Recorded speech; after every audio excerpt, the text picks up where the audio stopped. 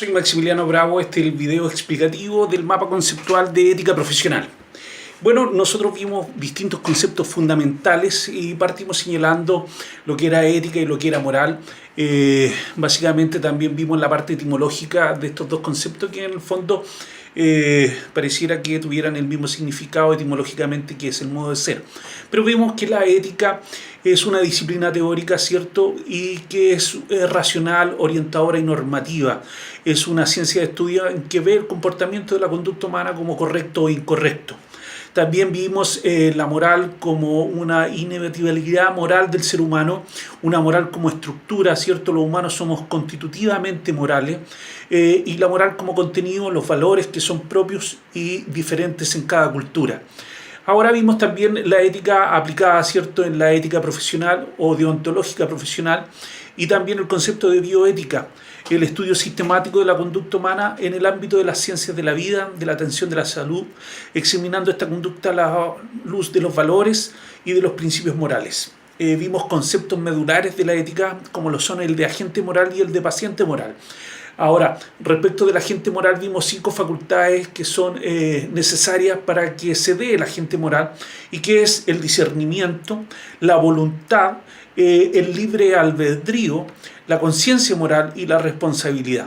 Ahora, el paciente moral es alguien carente de alguna de estas capacidades señaladas, ya sea transitoriamente porque no las desarrollaron o porque las perdió o nunca las desarrollaron, ¿cierto?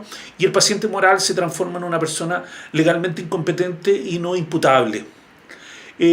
También vimos el concepto de la dignidad humana en los distintos también tratados internacionales y declaración de derechos humanos. Y esta dignidad humana la vimos como fundamento ético, ¿cierto? Como fundamento de la dignidad humana en el deontologismo kantiano, en el fundamento ontológico de la dignidad humana y en el fundamento utilitarista de la dignidad humana. Respecto al fundamento deontológico kantiano, se entiende al ser humano como un fin en sí mismo, en oposición a un instrumento, a la instrumentalización de él. En los fundamentos éticos ontológicos de la dignidad humana, por su sola condición de ser humano, por el solo hecho de pertenecer a la especie humana. Y el fundamento utilitarista tiene que ver con la dignidad humana, se fundamenta en el concepto de calidad de vida. Más adelante vimos los fundamentos de la ética profesional para psicólogos, y aquí vimos los distintos modelos éticos de referencia que denominamos los MER, modelos éticos de referencia. Y aquí también vimos distintos prismas, como el de la ética deontológica kantiana, tanto en su formulación 1 como en su formulación 2. En la formulación 1, ¿cierto?, la palabra clave vendría siendo la máxima universal, y en la formulación 2, la palabra central, ¿cierto?, es que es el fin valioso en sí mismo y no instrumentalizable. El ser humano es valioso per se y no es sujeto a instrumentalización. Después vimos la ética utilitarista de Joan Stuart Mill, y donde el concepto clave, ¿cierto?, es la felicidad de la mayoría. También vimos la ética dialógica o comunicativa o discursiva, donde las palabras como importante, ¿cierto?, tienen que ver con el consenso, el diálogo, el interlocutor válido como elemento central de la ética dialógica. Después vimos el principialismo como MER, ¿cierto?, o bioética principialista, y aquí vimos distintos principios.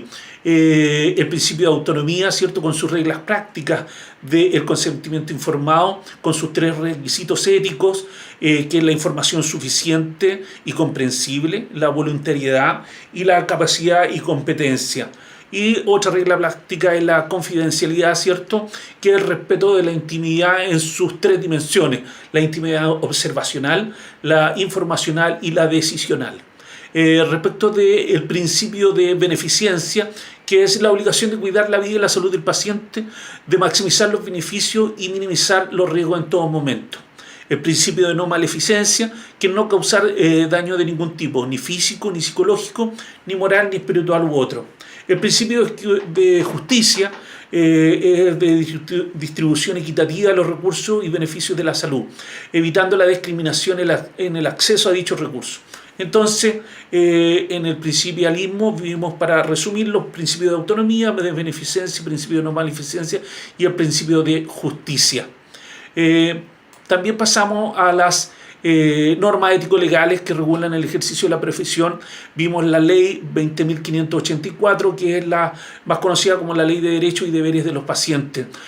Aquí podemos observar dos núcleos éticos importantes. El primero es el de la dignidad, que podemos verlo en el trato digno al paciente y en la muerte digna. En el trato digno al paciente, contemplado en el artículo 5 de esta ley, y en la muerte digna en el artículo 16, que hace referencia a los cuidados paliativos. Otro núcleo ético, nombramos el de la dignidad, es el de la autonomía del paciente en sus 4 aspectos centrales. Autonomía de las personas en su atención de salud, derecho a las personas a decidir informadamente y que tiene relación, ¿cierto?, con el consentimiento informado, el respeto a la autonomía de las personas en situaciones terminales y la confidencialidad en la información de la salud.